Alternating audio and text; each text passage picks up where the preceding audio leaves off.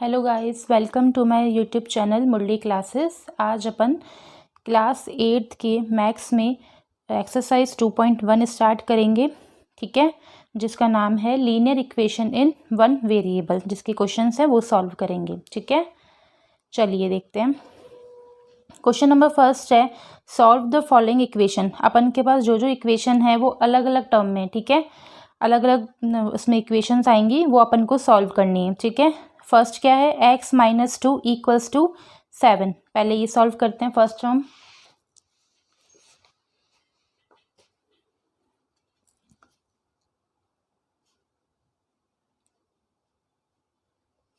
ठीक है, अपन के पास है, अपन को क्या करना है, इक्वेशन फाइंड करनी है। और चैप्टर का नाम क्या है, लीनियर इक्वेशन वन वेरिएबल।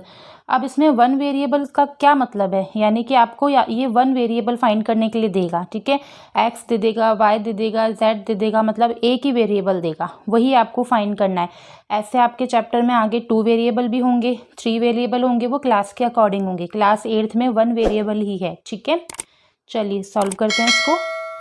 अब देखिए, अपन को क्या फाइंड करना है, एक्स की वैल्यू फाइंड करनी है। तो जिसकी वैल्यू फाइंड करनी होती है वो आपको LHS साइड यानी लेफ्ट हैंड साइड ही लिखना है। ठीक है, फिर इक्वल लगाना है। अब देखिए, इक्वल के बाद कौन सी डिजिट है आपकी, 7, वो एज इट इज आपको उतारनी है।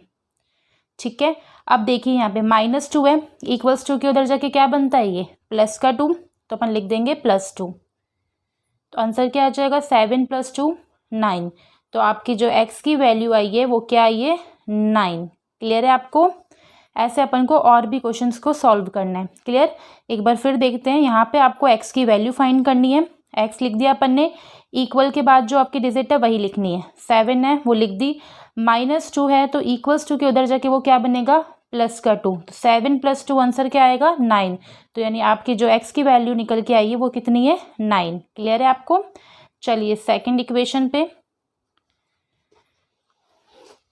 सेकंड इक्वेशन है y + 3 = 10। ठीक है, अब इसमें अपन को किसकी वैल्यू फाइंड करनी है, y की। क्लियर है, चलिए अब सेकंड सॉल्व करते हैं। y + 3 = 9। ठीक है, बस आपको इसमें बेसिकली क्या ध्यान देना है, ठीक है, अब आपको यहाँ पे ध्यान ये देना है कि अगर कोई भी इक्वल्स टू के अगर x की टर्म है वो इक्वल्स टू के बाद प्लस की बनती है, सॉरी y माइनस की टर्म है तो इक्वल्स टू के उधर आके क्या बनती है, प्लस की। अगर प्लस की टर्म है तो इक्वल्स टू के उधर जाके क्या बनेगी, माइनस की।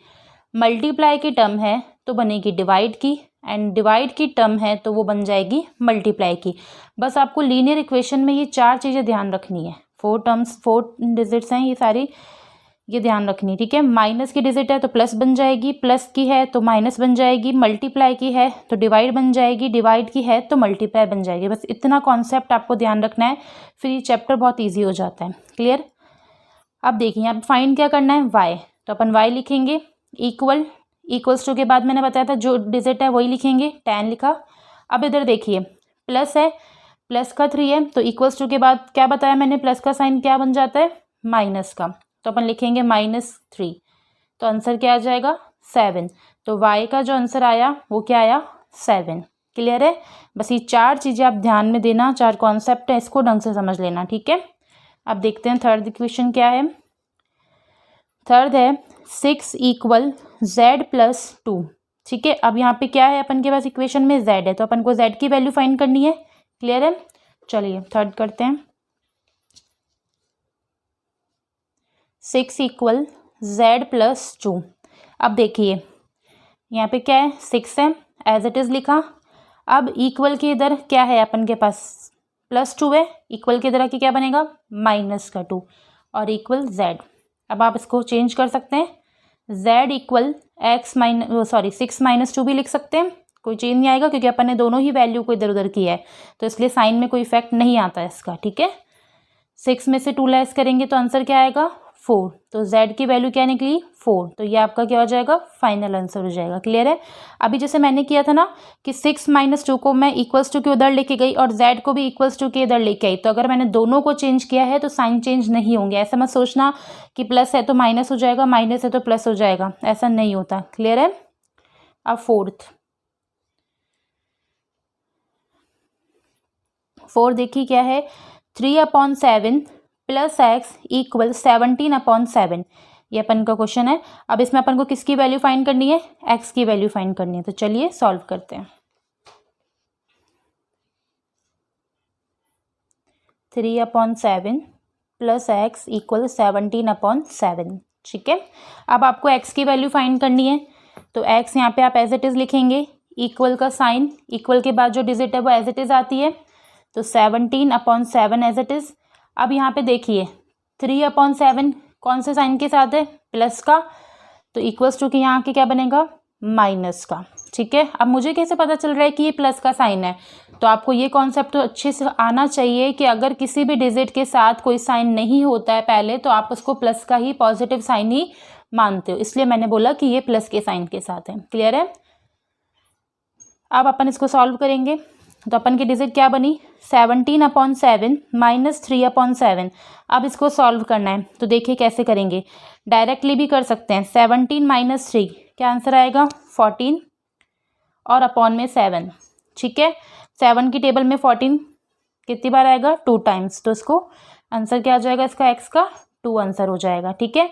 बट ये कॉन्सेप्ट तभी करना है आपको जब डिनोमिनेटर में आपकी जो डिजिट है वो इक्वल होनी चाहिए, तो आप डायरेक्ट माइनस करा सकते हैं। लेकिन अपन सपोज करो, देखिए अब इसमें क्या बोला मैंने कि अगर डिनोमिनेटर में जो आपकी डिजिट है वो इक्वल है तो ही आप इसको डायरेक्ट सॉल्व करना, कि जैसे 17 माइनस 3 तो आंसर क्या आया अपन का 14। लेकिन अगर ये चेंज है, यहाँ पे 6 है, यहाँ पे 5 है, 4 है, 3 है, ऐसा कुछ है, तो आप प्लीज़ इसको डायरेक्ट सॉल्व मत करना, आंसर आपका नहीं आएगा, ठीक है।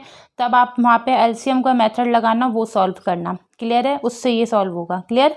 चलिए नेक्स्ट पॉइंट पे,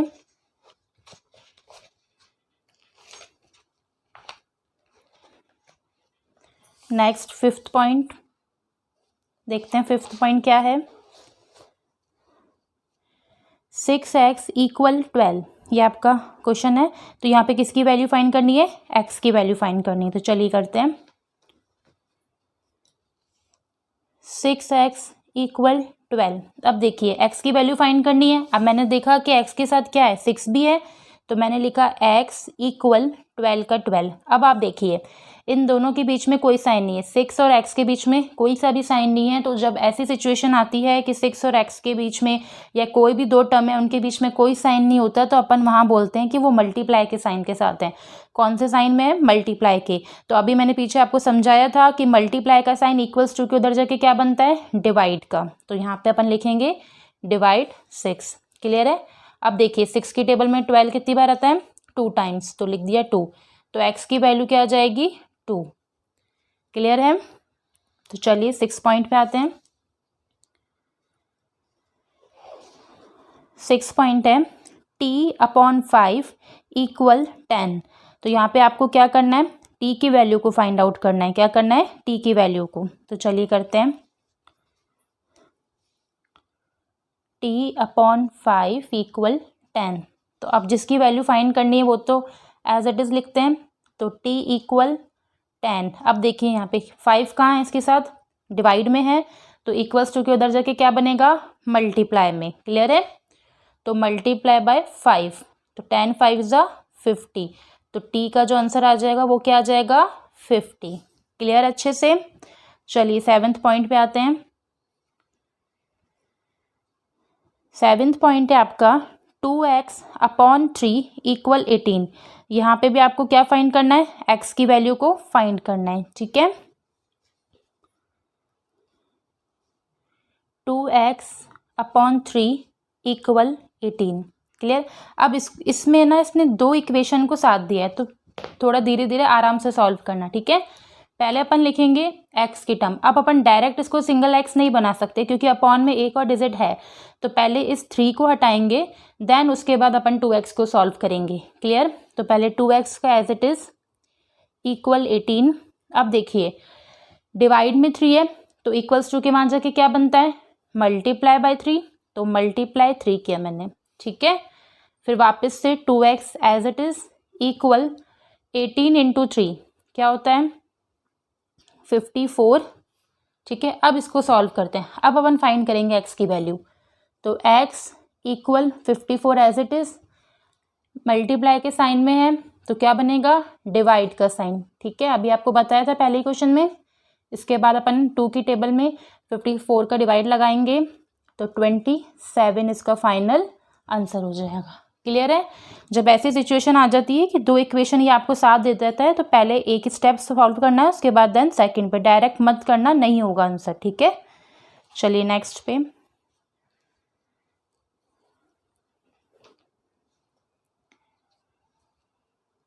एट्थ पॉइंट पे देखते हैं। 1.6 इक्वल y अपॉन 1.5, ये अपना क्वेश्चन है। ठीक है, अब यहाँ पे क्या फाइंड करना है, y की वैल्यू फाइंड करनी है। तो चलिए करते हैं। क्वेश्चन है आपका 1.6 इक्वल y अपॉन 1.5। क्लियर है। तो चलिए देखते हैं। अब आपको क्या फाइंड करना है, y की वैल्यू को फाइंड करना है। तो देखिए y के साथ अपॉन में डिजिट है तो इक्वल्स टू के वहाँ जाके क्या बनेगी, मल्टीप्लाई में। तो अपन लिखेंगे 1.6 मल्टीप्लाई 1.5 इक्वल y। क्लियर है। अब आती है डिजिट कौन सी, डेसिमल में है ये, 1.6 इंटू 1.5। अब कई बच्चे ऐसे हैं जिनको डेसिमल में बहुत प्रॉब्लम्स होती है कि डेसिमल में वो ना डिवाइड लगा पाते हैं ढंग से, ना ही मल्टीप्लाई। तो सबसे बेस्ट तरीका है कि आप 1 मिनट के लिए डेसिमल को भूल जाइए, केवल 16 इंटू 15 करिए। देखो मैं करके बताती हूँ आपको, नॉर्मल करना है। ठीक है, 16 मल्टीप्लाई बाय 15, 5 6 ज़ा 30, 5 1 ज़ा 5, 8 1 6 1। तो आपका आंसर क्या आया, 240। आपने ये नॉर्मल मल्टीप्लाई किया, ऐसे ही करना है। आप 1 मिनट के लिए डेसिमल को भूल जाना कि कोई भी डिजिट के साथ डेसिमल है, आप नॉर्मल मल्टीप्लाई करना। नॉर्मल मल्टीप्लाई करने पर देखो क्या आया, 240 मेरा आंसर आया। अब आपको उसके बाद डेसिमल काउंट करने कि डेसिमल कैसे हैं, कितने डेसिमल हैं। अब यहाँ पे देखिए 1 डिजिट से पहले डेसिमल है, यहाँ पे भी 1 डिजिट से पहले डेसिमल है, तो टोटल कितनी डिजिट हुई, 2 डिजिट। तो अपन 2 डिजिट से पहले डेसिमल यहाँ पे आंसर में लगा दीजिए। ठीक है, तो आपका आंसर क्या हो जाएगा, 2.40। तो आपकी जो y का आंसर आया क्या आया, 2.40। क्लियर है, कंप्लीट है, ये आपका फाइनल आंसर है। डेसिमल में मल्टीप्लाई करना हो तो इस तरीके से करना। ठीक है, लेकिन अगर आपको वहीं पे एडिशन करना है या सब्ट्रैक्ट करना है डेसिमल में, तो वो डेसिमल के साथ ही होगा, उसमें आप डेसिमल को मत छेड़ना। ठीक है, ऐसे मत सोचना कि मैम ने बोला है कि मल्टीप्लाई जो है उसके टाइम पर डेसिमल को भूल जाओ, तो ऐसे ही एडिशन और सब्ट्रैक्शन में होगा, तो वैसे बिल्कुल भी नहीं है। ठीक है, केवल एडिशन वो सब मल्टीप्लाई में ये चीज़ करना। ठीक है, एडिशन में तो डेसिमल की डिजिट के नीचे डेसिमल की डिजिट ही आएगी, तभी वो करेक्ट होगा। क्लियर, चलिए आगे नेक्स्ट 9th पॉइंट पे आते हैं। 9th है 7x माइनस 9 इक्वल 16। अब यहाँ पे क्या फाइंड करना है, x की वैल्यू फाइंड करनी है। तो चलिए करते हैं।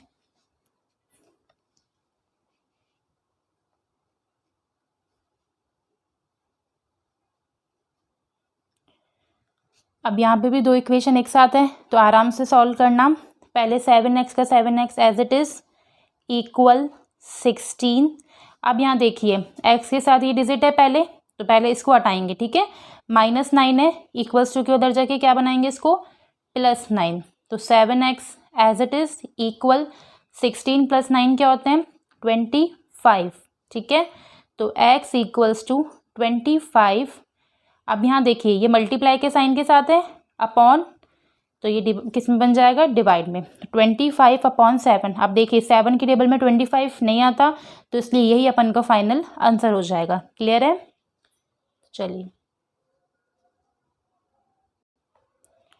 चलिए नेक्स्ट 10th पॉइंट पे आते हैं। ठीक है, 10th पॉइंट देखिए क्या है, 14y माइनस 8 इक्वल 13। अब यहाँ पे क्या फाइंड करना है अपन को, y की वैल्यू। तो चलिए इसको सॉल्व करते हैं। 14y minus 8 equal 13। अब यहाँ पे देखिए y के साथ क्या साइन, क्या डिजिट है, 14 है, लेकिन उससे पहले -8 भी है, तो पहले अपन को -8 को हटाना है यहाँ से। ठीक है, तो पहले as it is 14y equal 13 का 13। अब यहाँ देखिए माइनस के साइन के साथ है 8, तो अब क्या बनेगा, प्लस के साइन के साथ 8 आ जाएगा। 14y इक्वल, अब बताइए आप 13 + 8 कितने होते हैं, 21। अब आप y की वैल्यू फाइंड कीजिए, y इक्वल 21। 14 इसके साथ कौन से साइन में, मल्टीप्लाई के। अब क्या हो जाएगा ये, डिवाइड में। अब देखिए 14 की टेबल में 21 नहीं आता, ठीक है, तो ये 14 की टेबल से तो कट नहीं होगा। बाकी दूसरी टेबल देखते हैं कि अपन किससे कट हो जाएगा। 7 की टेबल में ये दोनों जाते हैं, तो 7 की टेबल में 21 कितनी बार आता है, 3 टाइम्स, और 14 2 टाइम्स। तो y का जो फाइनल आंसर है वो क्या होगा, 3/2। क्लियर, आ गया इसका आंसर। ठीक है, नेक्स्ट 11th पॉइंट पे आते हैं। 11th पॉइंट है 17 + 6p = 9। तो अब आपको क्या करना है, p की वैल्यू फाइंड करनी है। क्लियर, तो चलिए करते हैं इसका सॉल्यूशन। 11th 17 + 6p = 9। क्लियर, अब देखिए आपको किसकी वैल्यू फाइंड करनी है, p की। तो p के साथ क्या है, 6p, तो ये दोनों तो एज इट इज आएंगे। 6p = पहले एक्स्ट्रा में क्या है, 17 है, पहले वो क्लियर करेंगे। ठीक है, इक्वल के बाद क्या है, 9 एज इट इज। अब देखिए ये प्लस के साइन के साथ है, इक्वल्स टू के उधर जाके क्या बनेगा, माइनस का। ठीक है, तो अब आंसर कितना आएगा, -8। क्लियर, और 6p एज इट इज। अब अपन को p की वैल्यू फाइंड करनी है, तो p = -8। अब यहाँ देखिए मल्टीप्लाई के साइन में क्या बन जाएगा, अपॉन में। ठीक है, अब वही सेम 6 की टेबल में 8 तो आएगा नहीं, तो ऐसी कोई टेबल देखते हैं जिसमें ये दोनों आ जाएं। तो 2 की टेबल है, तो माइनस का साइन तो एज इट इज रहेगा। 2 की टेबल में 8 कितनी बार आता है, 4 बार, और 6 3 बार। तो p का जो आंसर है वो क्या आएगा, -4/3। क्लियर है, ये इसका फाइनल आंसर हो जाएगा। क्लियर, चलिए नेक्स्ट पॉइंट पे। x/3 + 1 = 7/50। यहाँ पे अपन को x की वैल्यू फाइंड करनी है। क्लियर है, तो चलिए करते हैं इसका सॉल्यूशन।